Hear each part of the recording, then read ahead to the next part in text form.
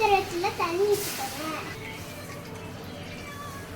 கருப்பட்டி காத்துல டஸ்ட் இருக்கும்ல, அதனால இந்த மாதிரி பிரித்து வச்சுக்கோங்க. இப்ப அரைச்சு வச்ச மாவை இப்படி கொஞ்சம் கொஞ்சமா ஊத்தணும்.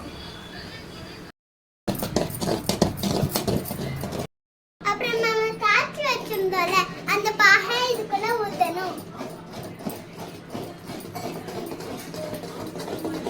சமைச்சிட்டு இருக்கும் போது மாமா அத்தியணி கூப்பிட்டாங்க.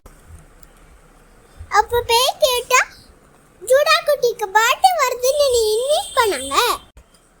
நான் கண்டிப்பா வரேன்னு சொல்லிட்டேன். இப்ப சூப்பரான உளுந்த கஞ்சி